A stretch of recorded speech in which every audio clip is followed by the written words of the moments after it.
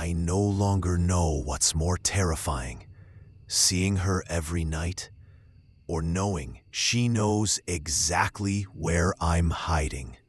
It's the third night I've seen her, standing motionless beneath the street lamp. And tonight, she raised her hand to wave at me.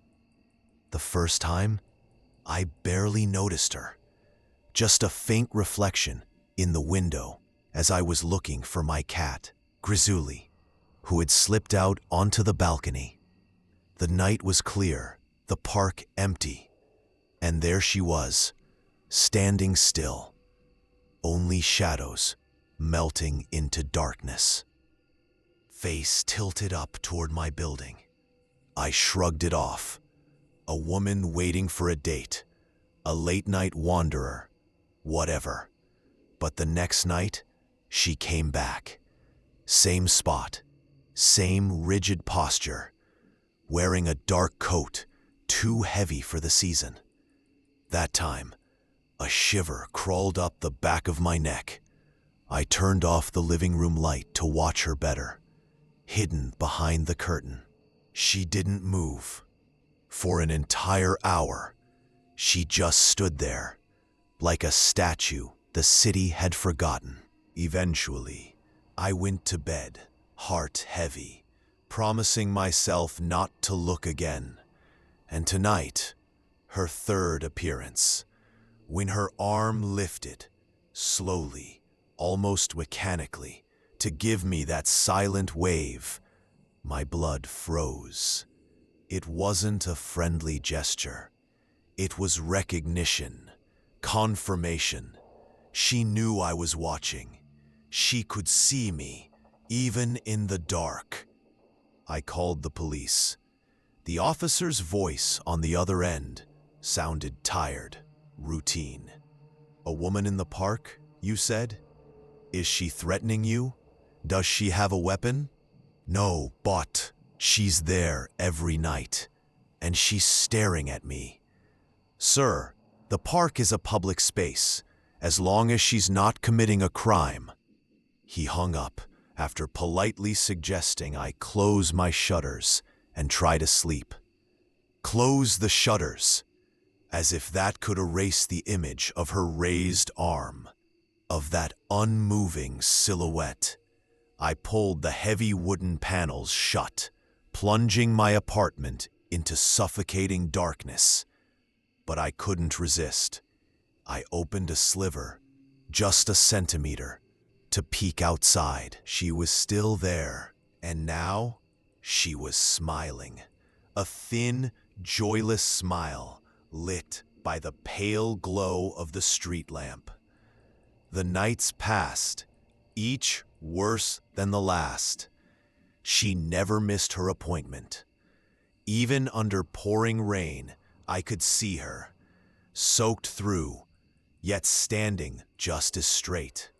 Sometimes she would tilt her head slightly, as if following my movements inside the apartment. I stopped sleeping in my bedroom, whose window also faced the park. Instead, I set up camp on the couch, under a blanket that smelled of sweat and fear. Every sound made me jump, convinced she was scratching at the door or window. Even Grizzly seemed on edge, his fur bristling, eyes fixed on the closed shutters, utterly silent. The confrontation happened before I truly decided it would. Maybe the 10th night, or the 11th. I was exhausted, nerves shot. A dull anger had replaced the fear. Who was she? What did she want from me? Fueled by the dregs of a whiskey glass, I put on my coat and left the apartment. The stairwell felt endless. The lobby silent and empty. The glass door open to the cold night air. Outside, the city slept. My footsteps echoed on the damp pavement. I walked toward the park, heart pounding in my chest. As I drew closer, her silhouette sharpened. She was facing me. Same frozen smile. Now I could make out her face. Eyes too pale, sunken cheeks, gray hair slicked flat by the humidity. "What do you want from me?" I shouted, my voice trembling with anger and terror. She didn't answer.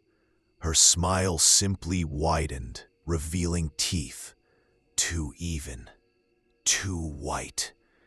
Then she raised her hand again, not to wave, but to point. A long, pale finger directed at the window of my apartment. Against my will, I followed her gaze, and I saw it. There, behind the living room window, in the darkness I thought was empty, stood another silhouette, indistinct but human, watching the park, watching us. The woman then lowered her hand and turned away.